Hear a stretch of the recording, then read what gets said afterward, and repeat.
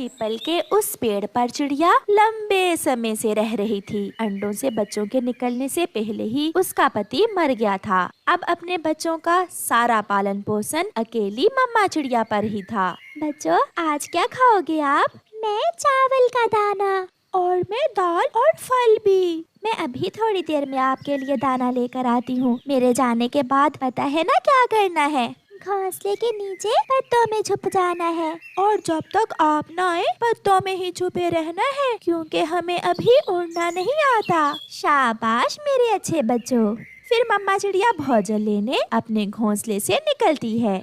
मम्मा चिड़िया इधर जाती है, मम्मा चिड़िया उधर जाती है। मैदान से दाना ढूंढती है, घने जंगल से फल। हो गया, आज का काम हो गया। अब मैं अपने बच्चों के पास बाकी का दिन गुजार सकूंगी। पीछे खड़े कौवा और कौवी चिड़िया को रोक लेते हैं। चिड़िया, ये फल मैंने कल देखा था। तोड़ा इसलिए नहीं कि कल ये कच्चा था और आज पक गया है, इसलिए ये हमें दे दो। मेरे बच्चे अभी छोटे हैं, वो उड़ भी नहीं सकते। ये फल मैं उनके लिए लेकर जा रही हूँ। मेरा बेटा भी छोटा है, सीधे से ये फल मुझे दे दो। फिर चिड़िया वो फल गोरी कौवी को दे देती है। ये दाना तुम ले जाओ, हम इतने भी जालिम नहीं हैं। चिड़िया चुपचाप वहाँ से चली जाती है। मम्मा, मेरा फल कहाँ है? नहीं बेटा, मैं आपके लिए फल ना ला सकी। आप भी गुड़िया बहन के साथ दाना ही खा लें। ऐसे मम्मा चिड़िया अपने बच्चों को भोजन ला कर देती। एक दिन मौसम बहुत खराब था, मगर मम्मा चिड़िया को अपने बच्चों के लिए दाना तो हर मौसम में लाना होता है। हवा तेज है बच्चों, आप एक दूसरे के पास ही रहना और घोंसले से बाहर ना निकलना। बाय मम्मा, जल्दी आना। मम्मा चिड़िया उड़ती है। तेज हवा में उड़ना उसके लिए बहुत मुश्किल हो रहा था, क्योंकि आज हवा कुछ ज्यादा ही तेज थी। तेज हवा मम्मा चिड़िया को एक दिशा में धकेलती है और मम्मा चिड़िया सीधी जाकर एक चट्टान से टकराकर गिर जाती है। वो मर जाती है। थोड़ी देर बाद हवा थम जाती है। कबूतर मम्मा चिड़िया को मरा हुआ देखकर जल्दी से जंगल जाता है। बच्चों, आप घोंसले में ही है ना? ये आवाज मम्मा की तो नहीं है। कौन है आप? मैं आपकी मम्मा का दोस्त हूँ। बच्चों, आपकी मम्मा अब कभी लौट कर नहीं आएंगी, क्योंकि वो मर गई हैं। पापा की तरह? हाँ, आपकी मम्मा भी आपके पापा के पास चली गई हैं। ये सुनकर छोटे बच्चे रोने लग जाते हैं। हाँ कबूतर यार, अब उन बच्चों का हम में से ही किसी को पालन पोषण करना होगा। वो अभी बहुत छोटे हैं। कौन लेकर जाएगा उन्हें अपने घर? एक बच्चा मैं ले जाता हूँ और एक तुम ले जाओ। कालू, सुना है वो चिड़िया मर गई है? हाँ गोरी, सुना तो है। मम्मा, उस चिड़िया के बच्चों को भोजन कौन ला कर देगा? कालू जी, क्यों ना हम उस चिड़िया के बच्चों को हमारे घर ले आएं? गोरी, क्या कह रही हो? होश में तो हो। उन्हें दाना कौन ला कर दिया करेगा? हमने तो हमेशा उनका दाना छीना है। कालू जी, समझो तो, महीना 2 महीने दाना ला कर देंगे, फिर सिखाएंगे उन्हें चोरियाँ, और फिर सारी जिंदगी हम और हमारा बेटा उनका चोरी किया हुआ भोजन खाएंगे। और हमें मुफ्त में नौकर मिल जाएंगे। गोरी, क्या दिमाग है तुम्हारा? मैं अभी जाता हूँ। फिर कालू कौवा घर से निकलता है। ये जिम्मेदारी मैं लेता हूँ, बच्चों को हम पालेंगे। यार कौवे, क्या आप ये सब कर लोगे? बच्चों को एक दूसरे से जुदा किया तो वो मर जाएंगे, इसलिए दोनों बच्चों को मैं ही अपने घर ले जाता हूँ। मिट्ठू और कबूतर कौवे की बात मान लेते हैं। कौवा उन बच्चों के पास जाता है। बच्चों, मैं आपको लेने आया हूँ। आप आज से हमारे घर में रहोगे। अंकल, हमें अभी उड़ना नहीं आता, हमें दाना कौन ला कर देगा? मैं आपको सब सिखा दूंगा। फिर कालू कौवा बच्चों का घोंसला उठाता है और अपने घर ले जाता है। लो बच्चों, दाना खाओ। मम्मा, मैं चिड़िया के बच्चों से खेला करूँगा। नहीं जग्गू, तुम इन बच्चों से दूर ही रहोगे। डरते डरते बच्चे दाना खा लेते हैं। वो बच्चे जो रात को आधी आधी रात तक अपनी मम्मा से बातें किया करते थे, आज वो एक कोने में अकेले लेटे हुए थे। मम्मा, मम्मा, मुझे आपकी बहुत याद आ रही है। कुकू रोने लग जाता है। चुप चुप कर जाओ, अगर अब रोए तो मैं बहुत मारूंगी तुम्हें। यहाँ तुम्हें दाना मिलेगा, मगर तुम्हारी माँ का लाड प्यार मैं नहीं दे सकती तुम्हें। सो जा मेरे जग्गू बेटे, तुम क्यों अपनी नींद खराब कर रहे हो। दिन गुजरते गए और फिर वो बच्चे आहिस्ता आहिस्ता उड़ना सीख लेते हैं। कौवा और कव्वी उन्हें दाना ला कर देते थे। कालू जी, अब ये बच्चे उड़ने लगे हैं, आज रात से इन्हें अपने साथ लेकर जाया करो, इन्हें काम सिखाओ, अब हमारे आराम के दिन आने ही वाले हैं। हाँ पापा, मैं भी आपके साथ जाऊंगा। मम्मा, मैं भी जाऊंगी पापा साथ। आप दोनों ही अपने पापा कालू के साथ आज से जाया करोगे। मगर याद रखना, जैसे जैसे मैं कहूँगा तुम्हें वैसे ही करना होगा। कालू कौवा चिड़िया के दोनों बच्चों को अपने साथ बाहर ले जाता है। यहाँ छुप जाओ। एक दूसरे की तरफ देखते हुए बच्चे कालू कौवे के साथ पेड़ के पीछे छुप जाते हैं। मम्मा, भूख लगी है। अभी आपके पापा आने ही वाले होंगे, बेटा थोड़ा इंतजार करो। सुनो बच्चों, हम उस सामने वाले घर में चोरी करेंगे। जब दिया बुझेगा तो फिर हम खिड़की के रास्ते अंदर घुस जाएंगे। नहीं अंकल, हमारी मम्मा ने तो हमें चोरी करने से मना किया था। मम्मा ने कहा था कि कभी चोरी ना करना और हमेशा मेहनत और ईमानदारी से भोजन कमाना।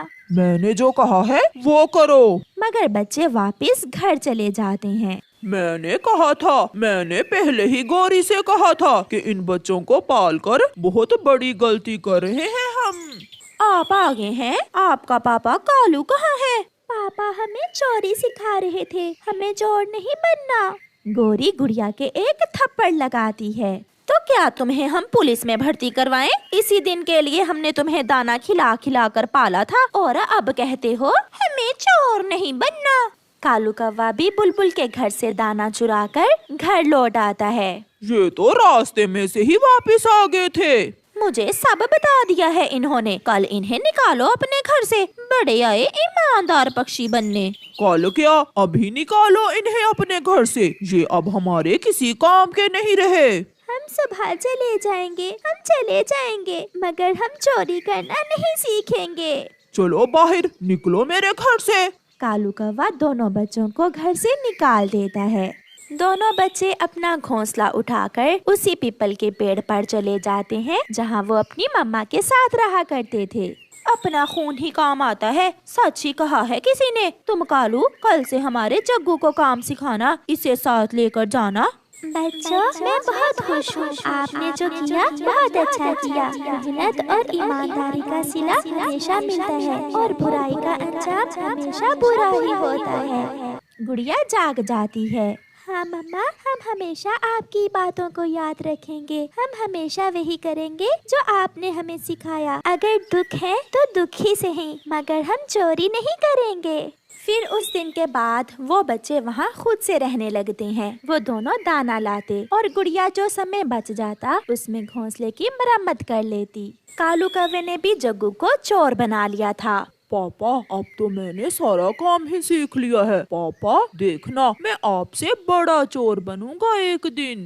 तो और क्या, मेरा बेटा बहुत बहादुर चोर बनेगा। चलो जग्गू बेटा, आज नदी के उस पार जाना है। वो घर से निकलते हैं, वो चोरी करने जाते हैं। जैसे ही उस घर की बत्ती बंद होती है, कालू कौवा और उसका बेटा घर में घुस जाते हैं। थोड़ी देर बाद डंडों की आवाजें आती हैं। बचाओ बचाओ, हमें बचाओ। पापा, मेरा सर फट गया है। घर की बत्ती जलती है और कोई उन्हें उठाकर घर से बाहर फेंक देता है। कालू कौवे और उसके बेटे का बेजान शरीर कांटों के पेड़ पर गिरा पड़ा था और उनके शरीर से खून का आखिरी कतरा भी बह जाता है। सुबह हो जाती है। हाय मेरा जग्गू, मेरा कालू, मेरे जग्गू ने अभी देखा ही क्या था। मैं कहाँ से लूँ अपना बेटा, मेरा पति, मेरा शेर जवान बेटा। गौरी बहन, चोरी करने का अंजाम ऐसा ही होता है। वो घर उल्लुओं का था, उन्होंने मार मार कर दोनों बाप बेटे को ही मार दिया। अब तुम्हें सब्र करना होगा और खुद को बदलना होगा, वरना तुम्हारा अंजाम भी यही होगा। सुबह से शाम हो जाती है और फिर रात। गौरी अपने घर में बैठी रो रही थी जब उसके घर के दरवाजे पर दस्तक होती है। गौरी दरवाजा खोलती है तो सामने कुकू और गुड़िया खड़े थे। मम्मा, आपने हमें दाना खिलाकर पाला था, आप हमारी माँ की तरह ही हैं। ये फल और दाना हम आपके लिए लाए हैं, मगर ये मेहनत और ईमानदारी की कमाई है, चोरी की नहीं है। फिर गौरी कव्वी दोनों बच्चों को गले से लगा लेती है। मुझे गर्व है आप पर बच्चों, आप सच्चे थे, आप जीत गए और मैं हार गई। हारी भी ऐसी कि सब खो दिया। मुझे कभी छोड़ कर ना जाना बच्चों।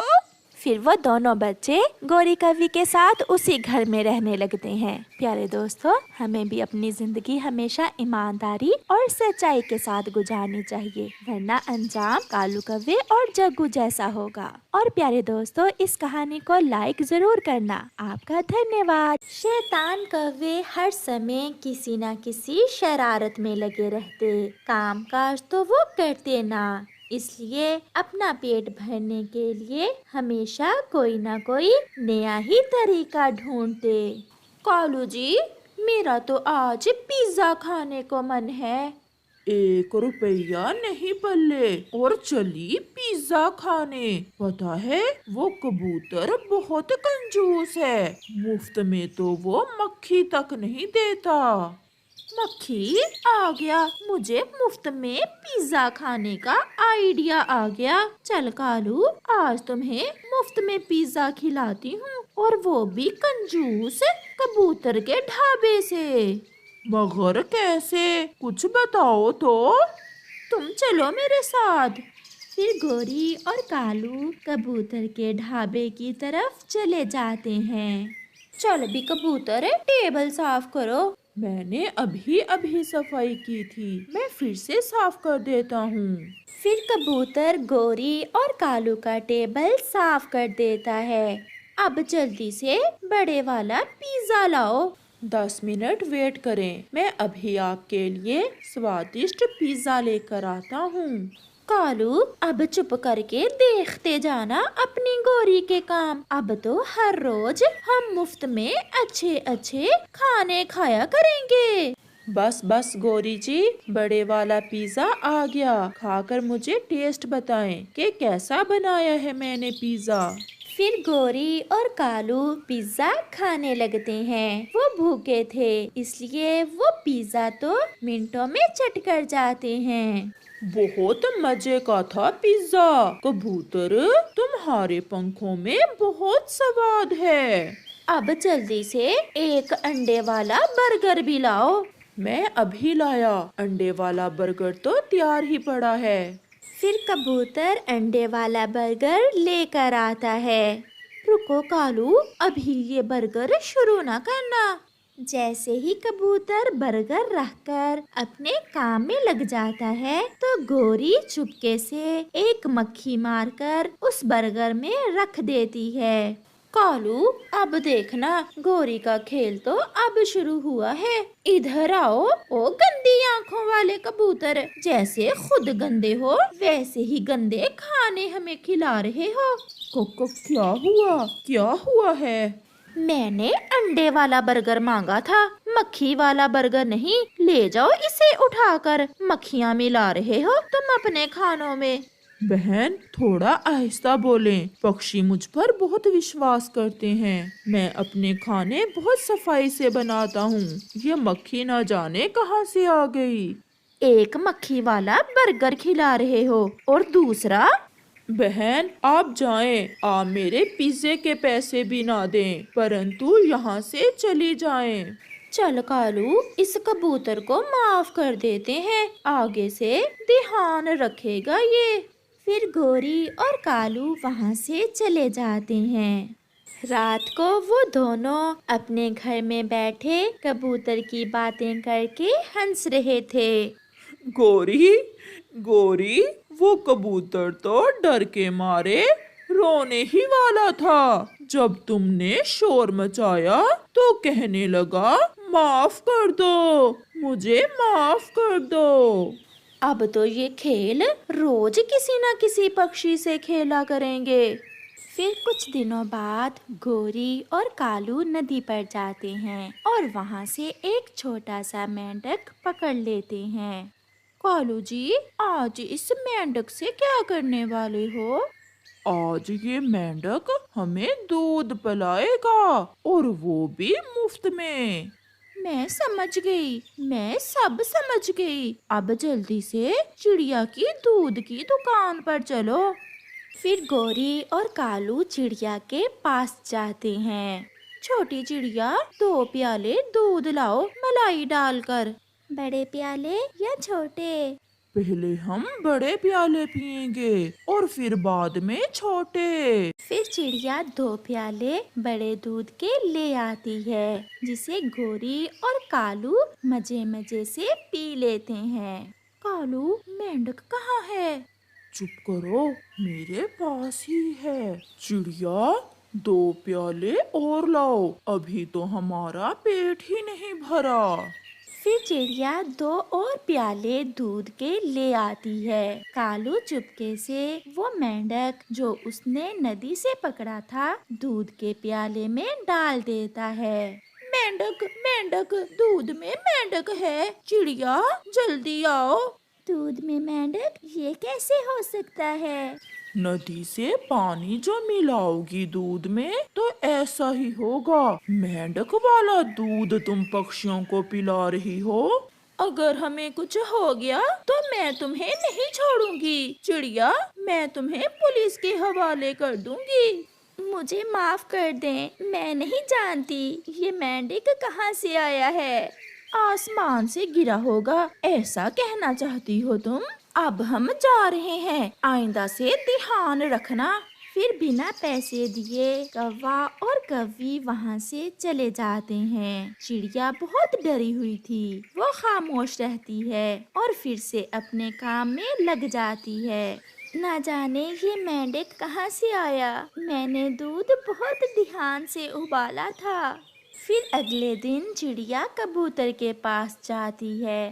कबूतर भैया, मैं बहुत परेशान हूँ। क्या हुआ चिड़िया? कल मैंने खुद दूध उबाला और खुद ठंडा किया, फिर ना जाने मेरे दूध में मेंढक कहाँ से आ गया। चिड़िया की बात सुनकर कबूतर चौंक जाता है। क्या कौवे आए थे दूध पीने? हाँ, वो कौवे तो शोर मचा रहे थे, फिर मैंने उनकी विनती करके वहाँ से भेजा। तो ये कौवे हमें उल्लू बना रहे हैं। मैं उन्हें पकड़ कर छोड़ूंगा। उन्होंने मेरे बर्गर में मक्खी डाली और तुम्हारे दूध में मेंढक।